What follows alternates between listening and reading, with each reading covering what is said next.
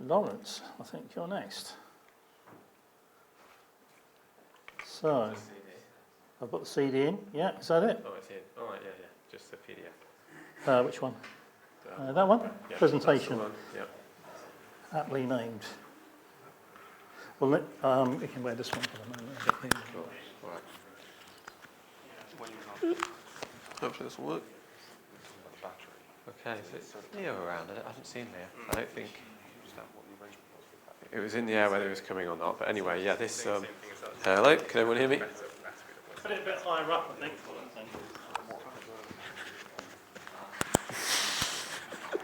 This is not going to work. There we go, I'll clip it on there. Can everyone hear me? Cool. Goodness me. It's not going well.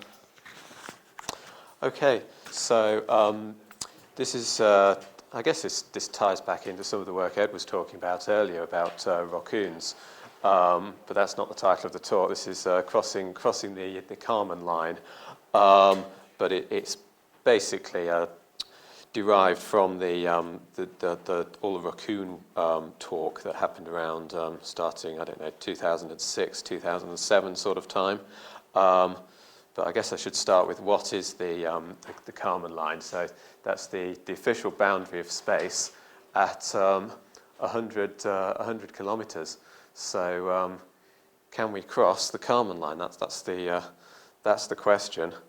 And why? Well, some people have said there's been a bit of a lack of innovation in HAB recently. So launch a GoPro and put some teddies on it or something like that. But it has been happening rather a lot. So, but we've seen some. I mean, just this morning so far, we've seen some really amazing developments. So we need more of that. So going back to kind of the birth of UK high altitude when we first started, as Ed and Steve were talking about, raccoons was one of the big ideas. Another big idea, something that I was working on in about 2008, 2009, was return to launch site. So launching a glider from the balloon and having it come back down to where you launched from or somewhere else, some sort of GPS coordinate. And if you can get up to sort of 20, 30 kilometers, and then you can glide sideways with, I don't know, a glide sort of ratio of 4 or 5, then you can do quite a large horizontal distance, and certainly you can, in theory, you can return to where you took off from. But it's not as exciting as 100 kilometers. So that's what I'm working on at the moment. I mean, it's only been achieved twice before by amateurs, both times using a really huge rocket launched from the ground, which isn't a very sort of appealing way to do it. And if we can launch a raccoon, maybe we can do it a lot more easily. But is it the best idea? So I started off by taking a look at other ideas for getting to 100 kilometers. So obviously the first one's a rocket, but maybe we could use a gun, or maybe we could go even more crazy. So, yeah. So one idea we came up with was a solar thermal rocket, which has been looked at before. So you have an inflatable solar collector and some kind of heated fuel. So it's not a chemical fuel, it's actually heated by the energy from the sun. Now if you go to a really lightweight solar collector, a really thin film that's very well formed, so it focuses the sun in on some kind of target, then you can actually, in theory, pull this off and make it work. But that's a bit tricky. You need a very high precision inflatable mirror, which has actually been done. There was some DARPA research on, I think it was tugs, space tugs, that would go from low Earth orbit up to geostationary using inflatable solar collectors. And they did produce prototype inflatable mirrors of suitable quality in lab tests on the ground, so it's not completely impossible. And the other crazy idea we came up with was a slingshot type launcher on a balloon. So you have a slingshot on a balloon at about 20, 30 kilometers, spins round, does some kind of slingshotty stuff, accelerates a payload up to around 1 kilometer per second or so, which is enough to get it up to 100 kilometers. But the trick there is you're making use of the very low air density, and you can't test that on the ground. As soon as you start having some sort of slingshot arrangement that's running on like 100, sorry, got my numbers wrong, around 1 kilowatt or so of power through some electric motor, the air drag's going to completely put paid to any sort of spinning thing at sea level air pressure. You'll have too much drag. So that's really hard to test, and thus it's really hard to develop, because you need something like a giant vacuum chamber or something, which you're not going to get your hands on if you're an amateur. So we return to more sensible ideas, looking at gun launch and rocket launch. So with a gun, you do have some positives for a gun, even though it does seem crazy. You can actually get to 1.5 kilometers per second with a small smoothbore gun mounted on a balloon. And you can also have, although the gun's quite heavy, the projectile can be sort of 40-50% payload fraction, which is, in some ways, that's nice. But with a rocket, you have to really, really trim down your mass fraction of payload to get enough delta V, especially if you're using off-the-shelf amateur reloads. So CLGG, that stands for combustion light gas gun, which is using propane air mixture, so basically a spud gun, but you compress the propane air mixture to high pressure before it's ignited, whereas a regular spud gun, that'll be operating at 100 kilopascals or so, sort of sea level pressure. And then the positives for a rocket, you've got a wider selection of off-the-shelf parts from the amateur high-power rocketry community, and it's probably a more tried and tested approach, because you can get the parts off the shelf for amateur high-power rocketry, and you know that they actually work and they more or less do what they say. They've been tested and characterized and everything beforehand, so it's not completely from scratch. For the negatives for a gun, you're getting very, very high acceleration, over 50,000 G acceleration, as the projectile is fired. Now, that's not necessarily the end of the world. There are 100,000 G crystals available. Crystal for your radio tracker is probably the hardest part of. It has been done. It has been done. There are military applications where they have built all kinds of things that can be fired out of guns, and guided artillery shells with GPS, etc., that see around 100,000 G acceleration. The other thing you need is a breech block for your gun, and that's not pleasant to machine. And then rocket. This is a problem I'm going to be getting onto. It's the main crux of this talk. Stabilization. You need to keep your rocket pointing in the right direction. You need to keep it stable. That's a very complex problem to solve. And then regulatory. People really don't like guns. But I had a look at guns anyway, because I'm a bit crazy like that. So this was a design we came up with for a gun launch. So around a 2-meter long type device made mainly from off-the-shelf carbon fiber tube, woven carbon fiber tube. Turns out that's strong enough. And then 4,000 psi air propane mixture in the back, and a burst disc, and it's ignited from the back. The main problem with this is not the carbon fiber tube. It's the little blue parts there, which are very simply sketched in. They'd be a lot more complex than that, and those are the various bits of breech block and so on that all need machining, and that's not going to be fun to make. And then a finned projectile weighing about 100 grams, so you can get the mass of this thing down to about 1.5 kilograms, so you could easily get it up on a balloon to fairly high altitude, and it could fire a 100-gram projectile at considerably over 1 kilometer per second. So yeah, and I think that is a bit hard to say how large that is, but that's about 20 centimeters by 10 centimeters, 4,500 psi compressor. So you can get those off the shelf, and so you can use those to load the air. propane self-pressurized. So you'd fill it with propane to the right pressure to give you a stoichiometric mixture, and then you'd top it off with the air up to 4,000 psi or so. He's writing sim code for this, and it turns out you can actually do some really interesting combustion profiles with the gun. So this is the acceleration, zero time down there. That's when the actual ignition is fired at the back of the chamber. And you can see there's a delay of 3 milliseconds before the burst disc bursts. And then the really weird thing is, although we have a spike here in the acceleration after the disc bursts, there's a secondary spike in the acceleration when the projectile's sort of halfway down the barrel. And that confused me a bit. I wasn't actually trying to do this with the simulation. I wasn't trying to achieve 2 spikes in my simulation. I wondered what was going on. And it turns out that the propellant burns quite slowly, so you end up with sort of a slug of unburnt propellant behind the projectile.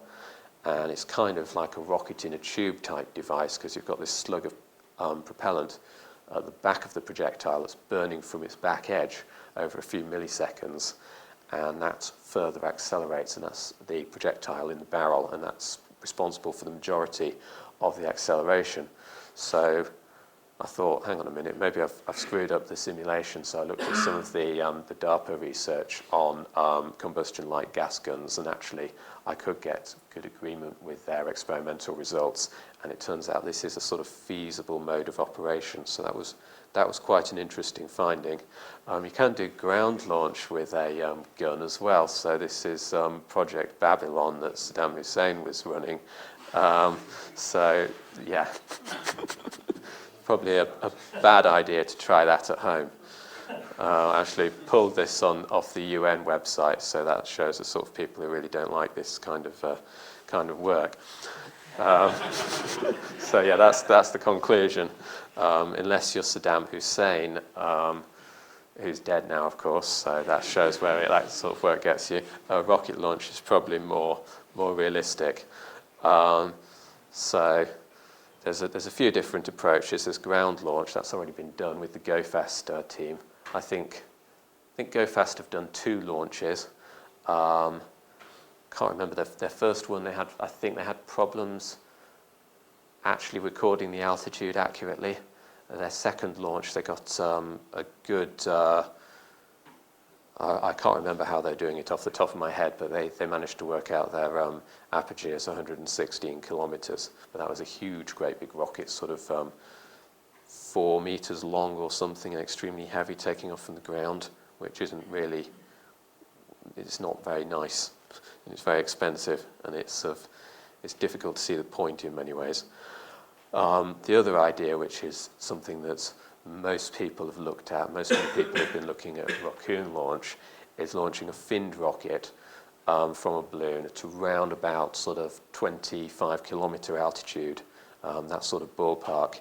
And if you go to those sort of altitudes, you can sort of get the aerodynamics to work so that you've got enough velocity over the course of a long guide rail for fins to be effective in stabilizing the rocket. But it turns out that's quite hard to pull off.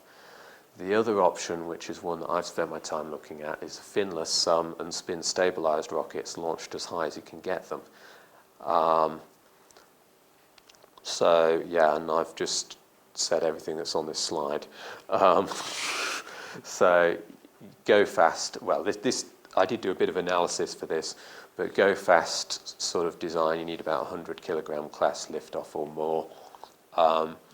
Finned launch, you need around kilogram class. I'm not going to show that video because we're running a bit short of time, but you can look that up. And there was a blimey, no, I'm going to look at it now because I can't remember what it's called. Can't remember the name of the project. CATS, there we go.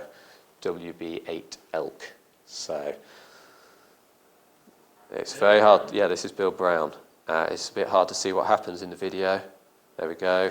There's our rocket, and it's flying off completely haphazardly there. It was just in the top of the frame again, just up there. Just a sec. I'll rewind.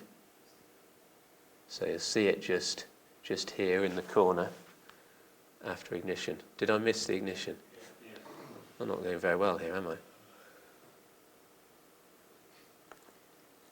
I don't like Mac keypads. Right, let's see that again. There we go. And you'll see the rocket skewing, flying around haphazardly. It's not working at all well. So that's finned launch. And we have so many things open here, it's beyond belief. Oh dear, that was a really... Preview? Why is it called preview? Macs are weird. Okay. So yeah, they've obviously got either insufficiently large fins or insufficiently long guide rail, and yet, as you can see, their guide rail was pretty long and their fins were pretty large. They were larger than you'd normally put on a rocket, so that's a tricky one. And then finless spin stabilized. You can launch in arbitrarily thin air. You're not relying on the air at all for stabilization. So it's however high you can get the balloon to with your payload, you can launch. And then the other advantage, of course, is as you get high, you've got less drag on your rocket, so you can reduce the mass of your rocket as low as you want, really. So if you want to do that, how do you do it? Well, there's the Kesseroni, or however you pronounce it, pepperoni, whatever. The motors are available off the shelf, and they've got the ammonium perchlorate composite propellant, which gives you a high ISP. That's like a measure of your rocket engine performance. Now, it turns out as you decrease the size of the motor, the ISP does decrease a bit, probably due to heat soaking into the walls of the motor excessively from the exhaust.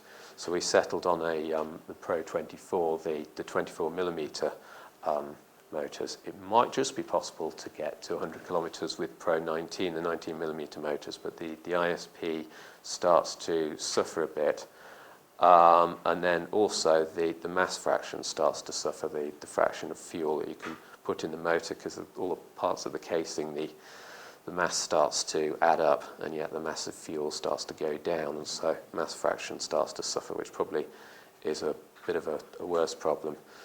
So the 3-grain Pro 24 motors, you get a good mass fraction of fuel and a good ISP, and then you can boost the ISP quite a bit. You can rebore the nozzle, give you more better shape, better expansion ratio, launch altitude, get up to 250 seconds or so, which is pretty good. And then you can reduce the mass as well.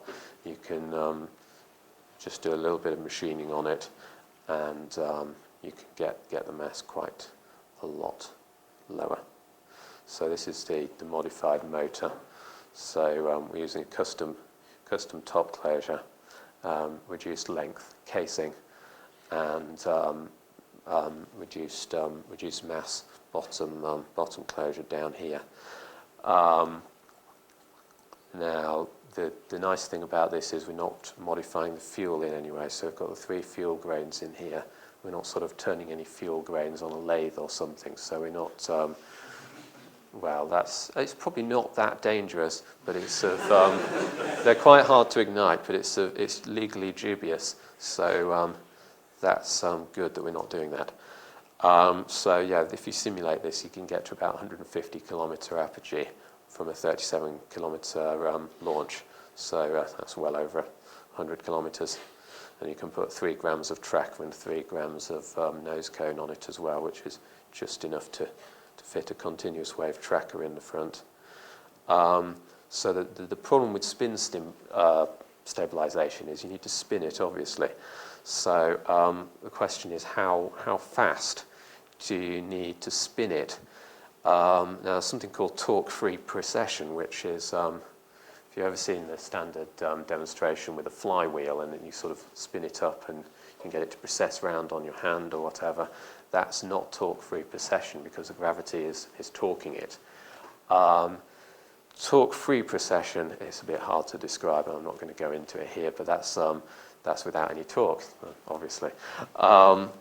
So it's described by this equation here, which is bad news, because we've got a long, thin rocket, and unfortunately we need a long, thin rocket no matter what we're going to do, or we're not going to get to 100 kilometers because you have too much drag, and more importantly with the off-the-shelf motors you tend to have reduced mass fraction of propellant if you go to a short, fat motor.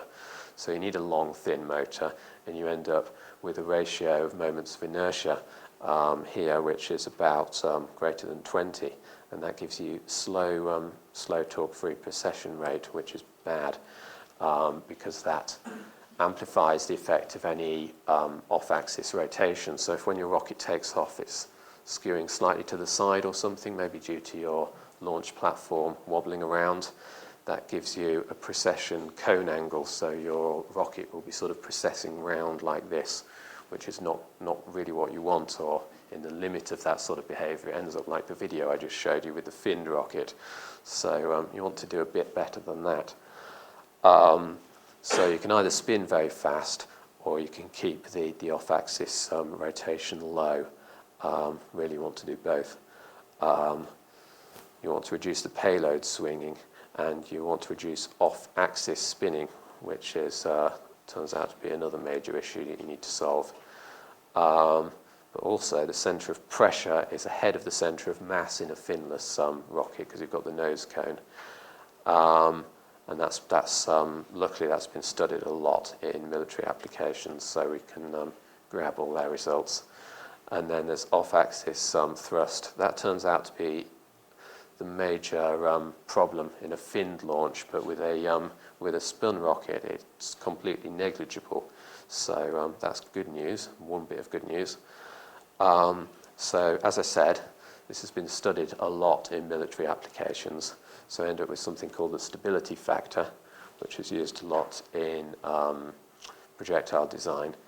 So you're interested in the distance between the centre of pressure and the centre of mass. Unfortunately, we can't control that. You're interested in the velocity here. Unfortunately, we want a really high velocity. So neither of those things are good news, because we need a stability factor of greater than 1. And also, if you precess too much, you have shockwave problems, because we're travelling about Mach 4, Mach 5 at burnout of the rocket. You have shock waves coming off the front of the nose cone. You don't want, as you precess, for those shock waves to start impinging on the nose cone, because that causes all kinds of weird buffeting effects. So you want to keep your precession under control. So we set a design goal of precession of about 1.5 degrees. And putting that into the equations, that gives you 15,000 RPM spin rate, which is pretty substantial, which gives you a stability factor of 2, which is overstabilized. Normally in artillery you use about 1.3 to 1.6, because that means that your shell slowly precesses round over the course of flight, so that when it's coming back down on the target, it's nose forward rather than nose back. You want the nose towards the target. If we have a stability factor of 2, then in an artillery application we'd have nose away from the target as we came down on the target. But that's not a problem here, as we're just going up. We only care about going up to 100 kilometers. And that gives us some safety factor as well, and it also reduces the effect of launcher swinging, and makes the other effects really nice. And the other problem is off-axis spin, but I'm not going to go into all the maths for that. I'm just going to draw a diagram to talk about what we mean about off-axis spin. So if that dotted line there is the symmetry axis of our rocket, I'm talking about rotation around any axis that's offset from the symmetry axis of the payload. And it turns out that's a really big problem, because if that angle is offset by some angle, then we end up with a precession half angle that's multiplied by the ratio of those moments of inertia which I was talking about earlier, and which is quite large. so at least that's about 20. So that's really bad news. And as you can see, if we were to keep our precession half angle below 1.5 degrees, we end up with needing 50 micron alignment of our rocket, which is not feasible. That's just not going to happen. So that's a bit of a problem. So we tried to use a self-aligning bearing system, which is how this problem has been solved in jet engine and turbocharger applications before. So here's our rockoon. There's our suspension bearing system at the top and the bottom. If we just have normal suspension here, once we get to some critical spin rate, which is a function of the bearing stiffness and the mass of the rockoon, it's going to fail horribly. It's going to start oscillating out of control. But if we add damping to all the suspension elements, with the right amount of damping, you can exceed that speed, that rotation rate, which I mentioned earlier, which is called the critical rotation rate, and you go into the supercritical spin rate if you've got the right damping. So that's what we tried to do using PDMS or silicone rubber, which is a lossy material. So that means it's got intrinsic damping. So you've got your damping and your springiness all in one material. So here's our physical model, which we used to prove the concept. So I had silicone rubber here, coated in PTFE at the top and the bottom of the raccoon, then a flexible coupling to a motor which drives it. Now hopefully this will work. Oh dear.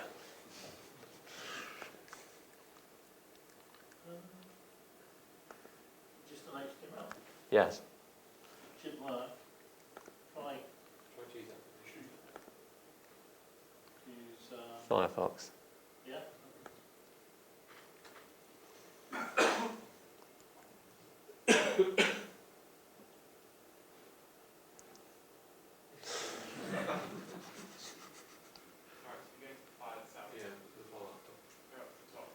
Oh yeah, I see now, yes.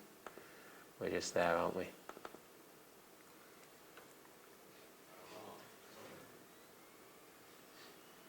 Now I have to remember where it is.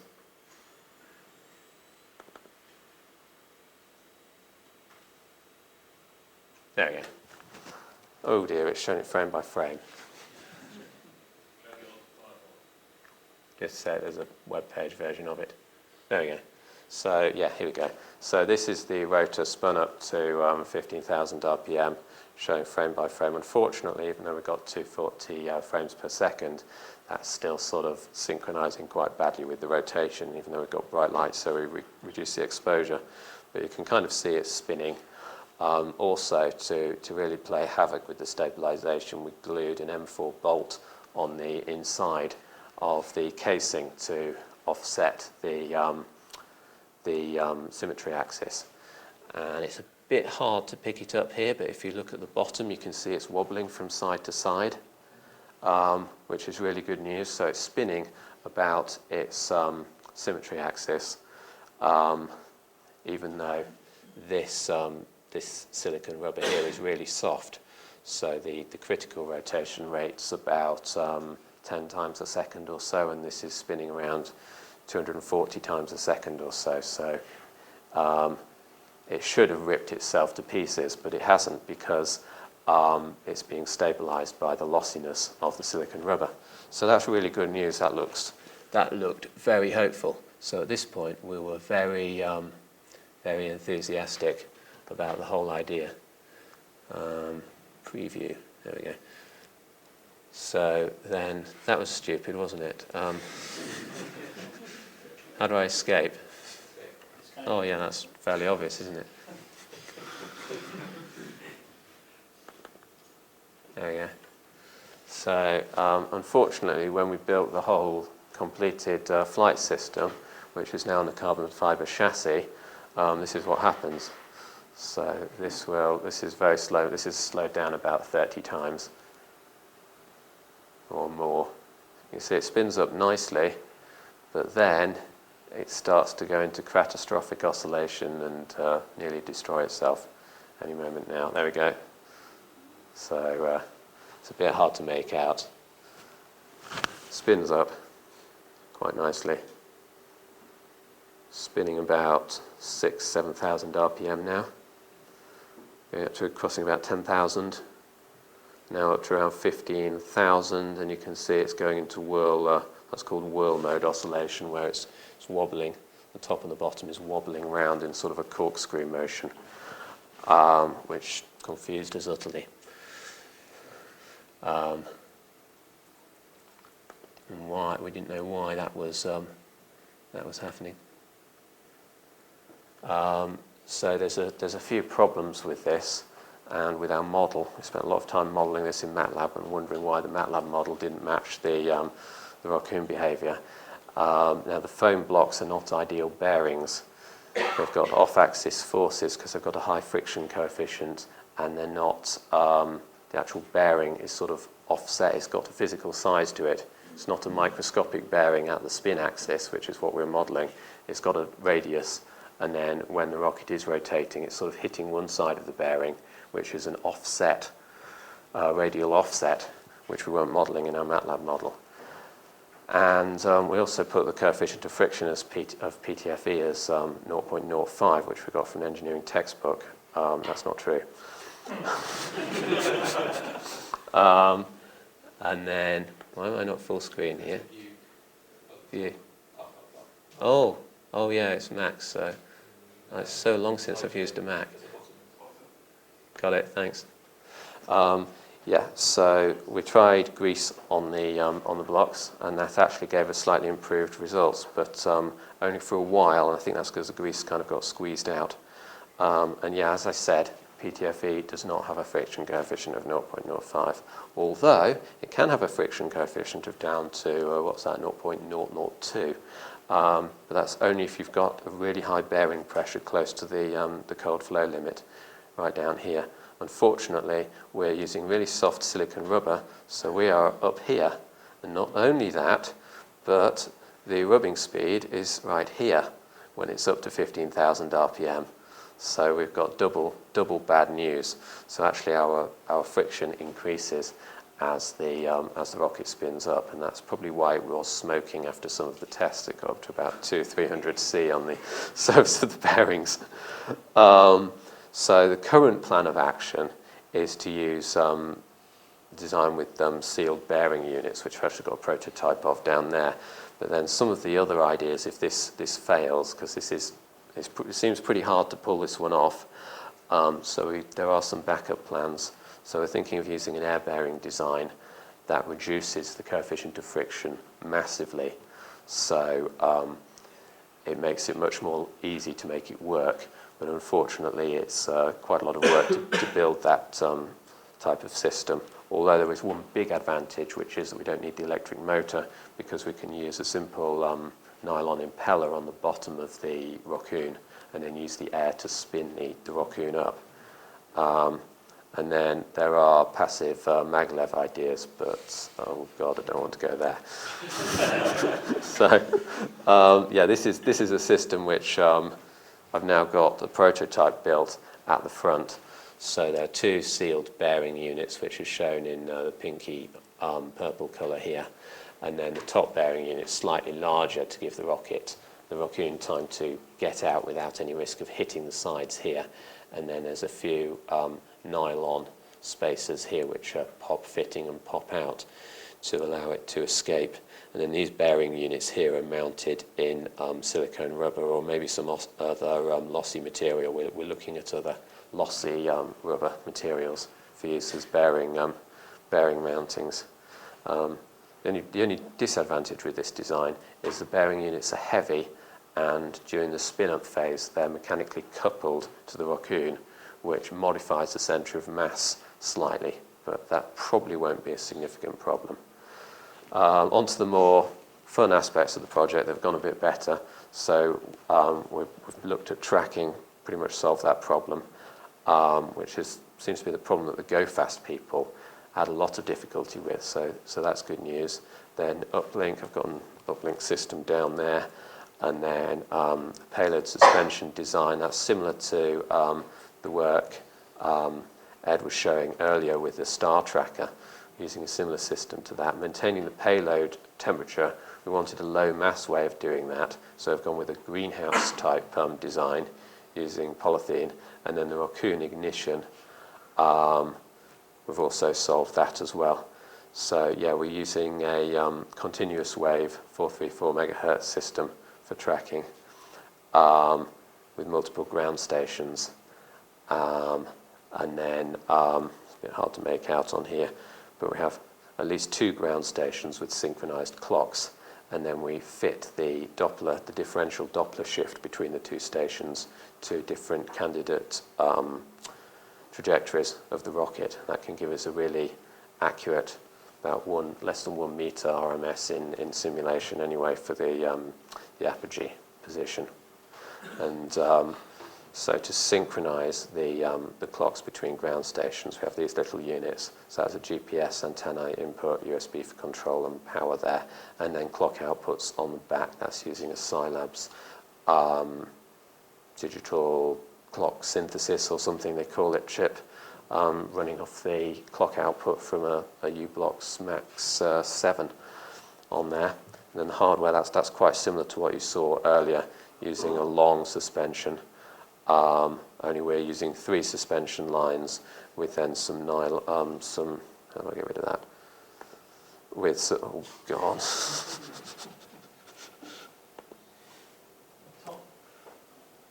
Yeah. Oh yeah.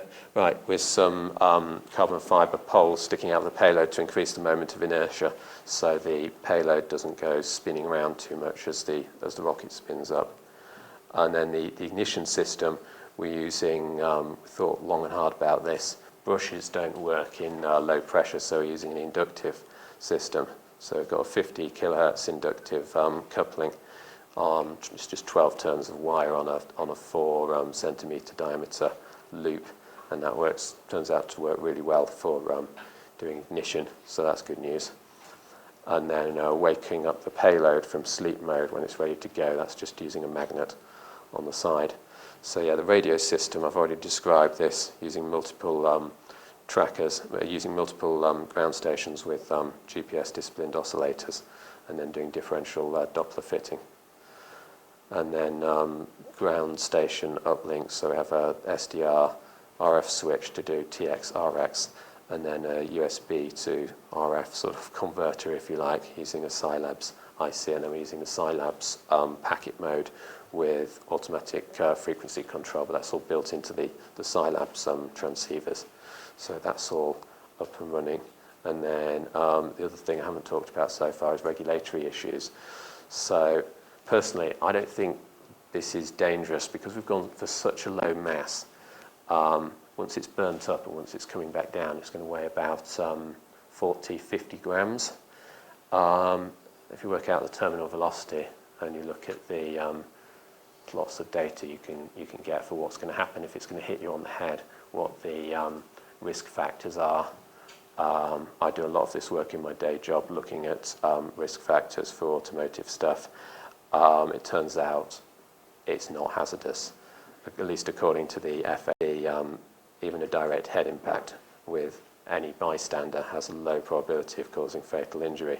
So we could actually launch it right away if it was in wavered airspace, but that's not the most convenient way of doing it. So I'm currently investigating more convenient ways.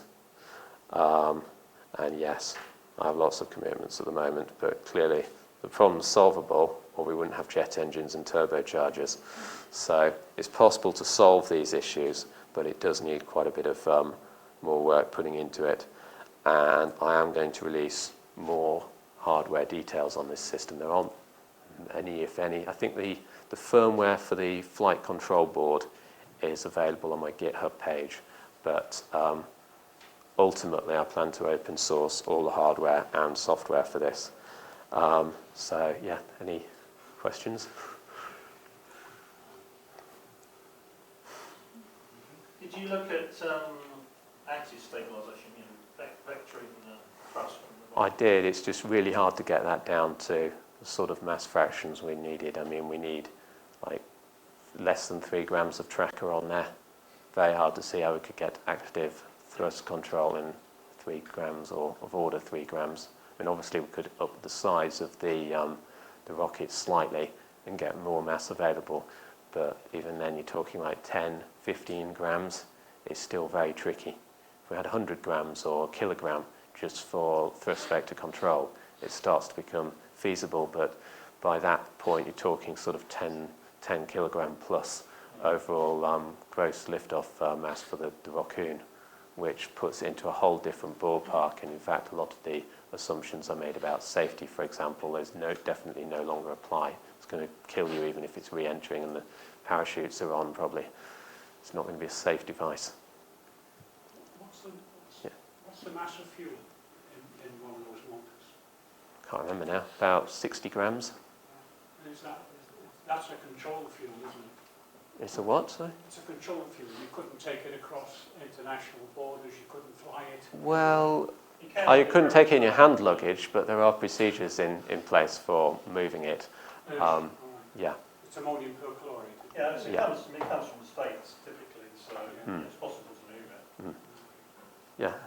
When we were looking at doing some Raccoon stuff more properly and doing More properly? Well, and last week we wanted to do something with schools, so we wanted to be above board. We asked the CAA, they basically just said get stuffed. He killed himself off the floor laughing. Right. Have you got further than that? Are you speaking to the CAA? Or I have spoken to the CIA. Yeah, they're probably interested too. Yeah, I have spoken to the CAA. They didn't tell me to get stuffed. They seemed a bit interested, but I did go via the UK Space Agency. So that may have opened some doors. And the UK Space Agency are definitely interested, but simply as I haven't had much to report really, progress-wise, I haven't got back in touch with them. But I was hoping if I liaised closely with the UK Space Agency, we could turn it into some kind of outreach program, something with a bit of media attention and things, and it would have a kind of a positive outlook, and I could talk about UK PLC and everything, and we could open all the doors. And I was hoping that would get the CAA more enthusiastic about it. Good luck. Thanks. Try that and you'll get the daily fail on your neck. Yeah. Sorry. Have you actually tested the CW tracker like against a normal half balloon flight, so you have a GPS reference? It wouldn't. Well, it would work, but you would need. Let's think. I can't do maths in my head. I think you need about 5 ground stations for that to work, and we don't have hardware for building 5 ground stations. The advantage with the Raccoon is that it's in free fall, so it's following a ballistic trajectory. In fact, yeah, once you get over about 70, 80 kilometres, it will be very, very close to a ballistic trajectory. So, I mean, we added a drag model and everything in MATLAB. We modelled the whole flight, and then we got good results just by chopping off everything below 75 kilometres, both on the way up and the way down, and just fitting to that middle section where it's close to a ballistic trajectory, and then you only need two ground stations, and it gives you really good results.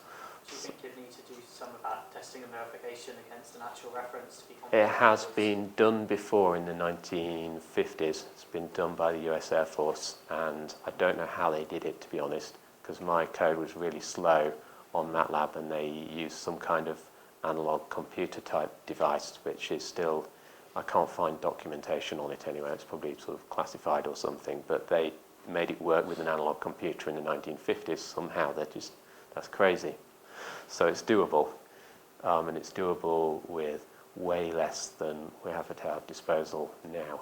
I mean, that was just done out of necessity then. They didn't have they were trying to do some kind of missile tracking work. I can't remember off the top of my head. They didn't have the resources.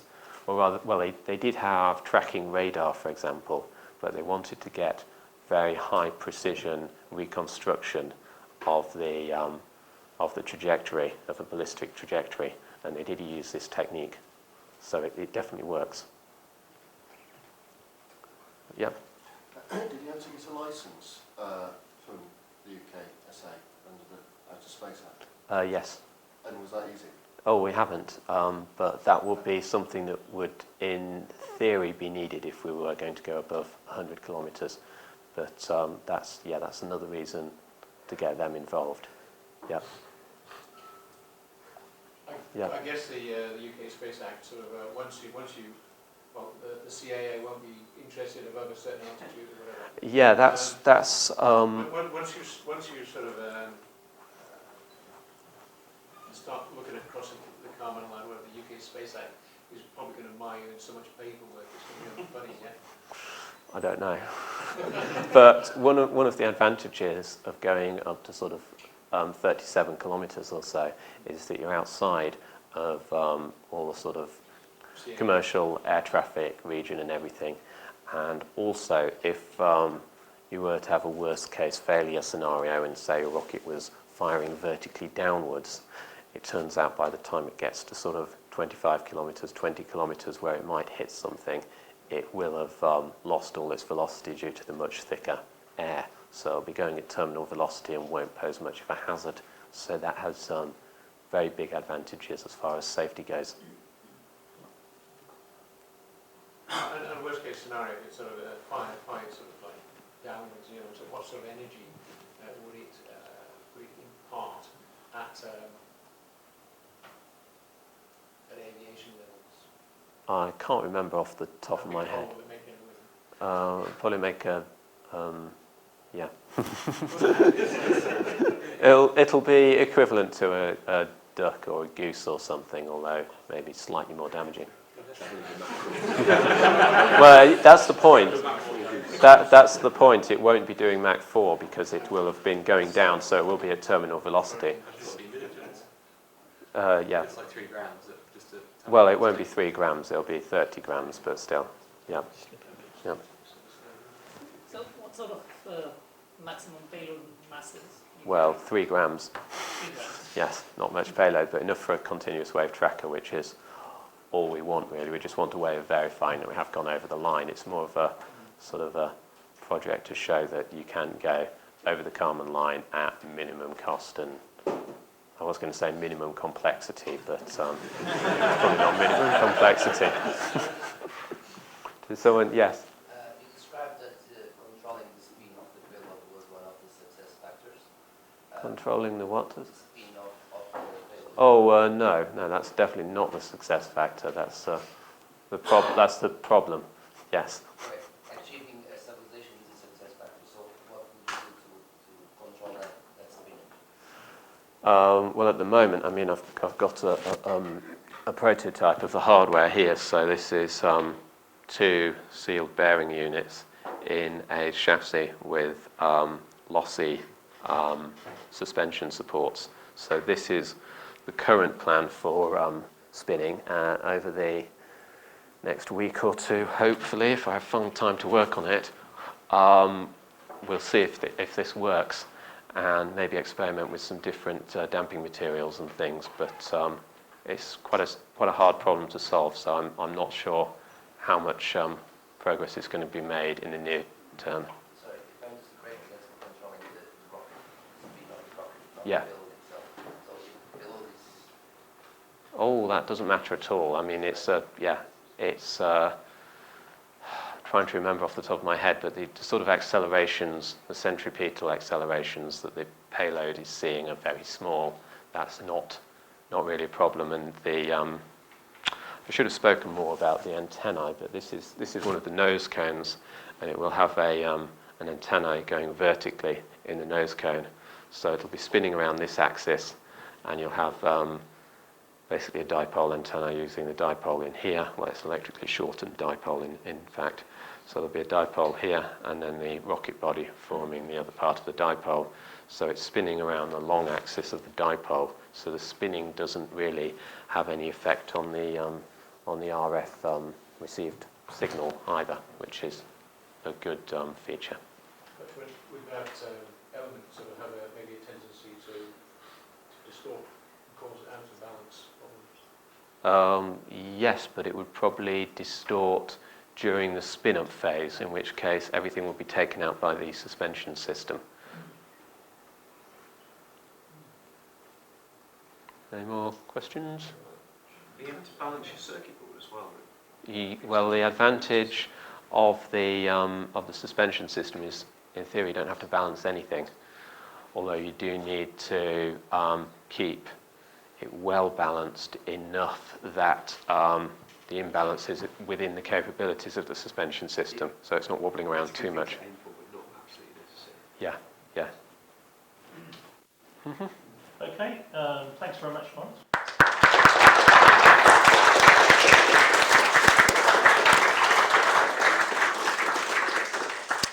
Well, we're running a bit late, but I guess that's to be expected or usual.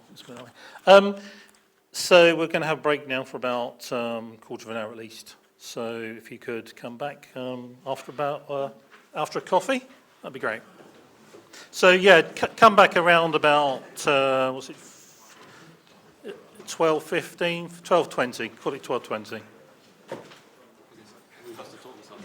We've lost the talk, so we can. And I've got to get Dave away before Dave Green's doing the next talk but one.